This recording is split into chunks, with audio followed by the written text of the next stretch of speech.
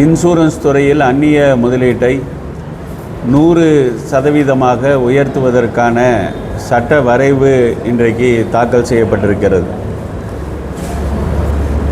இந்திய நாட்டை பொறுத்தவரையில் அந்நிய முதலீட்டு உயர்வு என்பது எந்த வகையிலும் இந்த நாட்டினுடைய நலனுக்கோ, இன்சூரன்ஸ் தொழிலினுடைய நலனுக்கோ அல்லது பாலிசிதாரர்களுடைய நலனுக்கோ அது உகந்ததல்ல என்று அகில இந்திய இன்சூரன்ஸ் ஊழியர் சங்கம் கருதுகிறது. காரணம், அந்நிய இன்சூரன்ஸ் நிறுவனங்களுடைய கடந்த கால செயல்பாடுகள் பாலிசிதாரர்களுடைய நலன்களை பாதுகாப்பதாக இல்லை என்பதுதான் உலகளாவிய அனுபவம். இந்திய நாட்டில் கூட இன்சூரன்ஸ் தொழில் துவக்கப்பட்ட 206 ஆண்டுகளுக்கு முன்பாக 1818 முதலாக உள்ளே வந்தது மெட்ரோபாலிட்டன் என்கிற அந்நிய இன்சூரன்ஸ் நிறுவனம். 18 ஆண்டுகள் மட்டுமே இருந்த அந்த நிறுவனம் திவாலாகிவிட்டது. 1956 இன்சூரன்ஸ் துறை தேசியமயமாக்கப்பட்ட போது, எல்ஐசி உருவாக்கப்பட்ட போதும் 16 அந்நிய இன்சூரன்ஸ் கம்பெனிகள் இந்தியாவில் இருந்தன. ஆனால் அந்த நிறுவனங்கள் எல்லாம் பாலிசிதாரர்களுடைய சேமிப்புக்கு பாதுகாப்பு தரவில்லை, மோசடியான நடவடிக்கையில் ஈடுபட்டன என்பதற்காகத்தான் தேசியமயமாக்கப்பட்டது. 2008 உலக நிதி நெருக்கடியில் உலகம் முழுக்க மிகப்பெரிய பன்னாட்டு இன்சூரன்ஸ் நிறுவனங்கள் எல்லாம் திவால் ஆகிப்போன. ஆகவே இந்த சூழலில்தான் இந்திய நாட்டில் இன்சூரன்ஸ் தொழிலில் 100% அந்நிய முதலீட்டை அனுமதிப்பது என்பது பாலிசிதாரர்களுடைய சேமிப்புக்கு பாதுகாப்பை தராது என்று அகில இந்திய இன்சூரன்ஸ் ஊழியர் சங்கத்தின் சார்பில் நாங்கள் சுட்டிக்காட்ட விரும்புகிறோம்.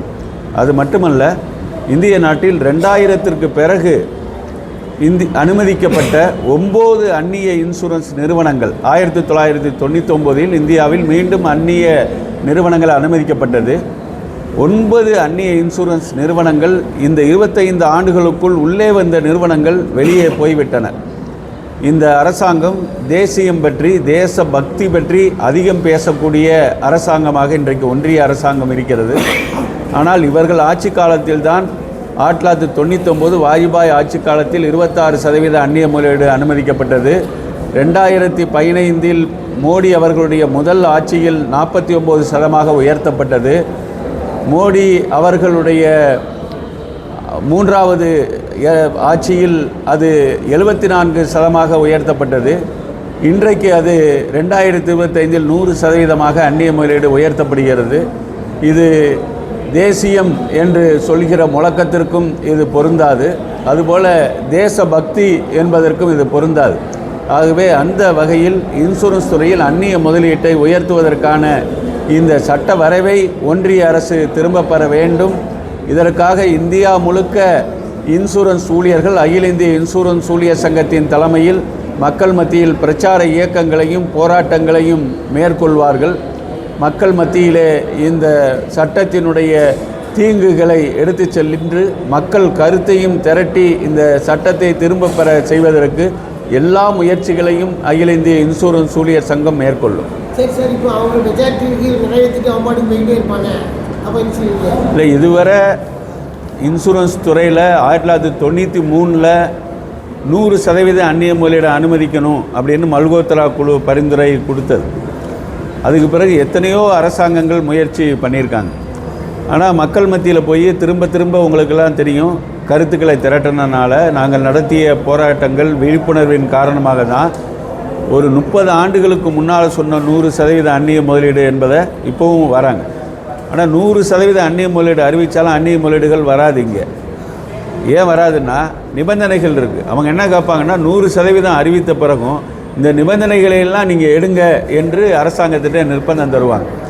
ஆகவே அப்போதும் நாம் மக்கள் மத்தியில் இந்த கருத்துக்களை கொண்டு செல்வோம்.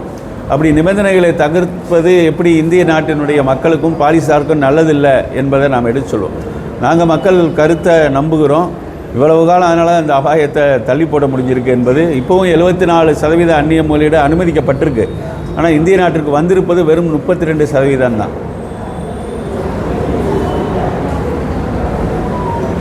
இந்த 32 தான் வந்திருக்கு. அப்புறம் மறுபடியும் 100% அறிவித்த பிறகு இந்த அந்நிய மூலதனம் உள்ளே வருவதற்கான இன்னும் பல நிபந்தனைகளை அவங்க வந்து ஆமாம் பண்ணுவாங்க. இன்னொன்று என்ன ஆகும்னா, இப்போ வந்து இந்திய தனியாரோடு சேர்ந்து தான் அவங்க வர முடியும். இந்திய தனியாரோடு சேர்ந்து தான் வர முடியும். 100% அறிவிச்சிட்டா அவங்க தனியாக அந்நிய நிறுவனங்களாகவே எங்கே துவக்க முடியும் என்கிற சூழல் இருக்குது என்பது. ஆனால் இவங்களுக்கு எல்ஐசி இருக்கிற வரை 24 நிறுவனங்கள் இப்போவே இருக்குது, பன்னாட்டு இன்சூரன்ஸ்கள். எல்ஐசி தான் இப்போவும் பாலிசி எண்ணிக்கையில் 75% சந்தை பங்கை வச்சுருக்கோம். ஆகவே 24 நிறுவனங்களும் சேர்ந்து 25%. அதனால தான் என்ன கோரிக்கையை வைக்கிறாங்கன்னா, எல்ஐசிக்கு இப்போ அரசு உத்தரவாதம் இருக்குது, சாவரின் கேரண்டி இருக்குது என்பது. அந்த சாவரின் கேரண்டியை வந்து நீங்கள் திரும்ப பெறணும் அப்படிங்கிற கோரிக்கையை இப்போ அமெரிக்காவுடைய வர்த்தக பிரதிநிதிகள் இந்தியாவுக்கு வந்துட்டு போனாங்கல்ல, அவங்க வெளியிட்டிருக்கக்கூடிய அறிக்கையில் அந்த கோரிக்கை இருக்குது. ஆகவே அடுத்தடுத்த கட்டத்துக்கு கோரிக்கைகள் போகும் என்பது தான். அதனால் உடனடியாக வராது அப்படின்னு சும்மா இருக்க முடியாது. ஒரு தொடர்ந்த விழிப்புணர்வு இல்லைன்னா அடுத்த கட்டத்தோடய நகர்ந்துருவாங்க. அதனால தான் மக்கள் மத்தியில் போகிறோம், மக்கள்கிட்ட இந்த கருத்துக்களை சுவாமிநாதன், முன்னாள் பொதுச் செயலாளர், தென்மண்டல இன்சூரன்ஸ் ஊழியர் கூட்டமைப்பு. செய்திகளை உடனுக்குடன் தெரிந்து கொள்ள உங்கள் கரம் டிவியை சப்ஸ்கிரைப் செய்யுங்கள். அதோடு பெல் பட்டனையும் கிளிக் செய்யுங்கள்.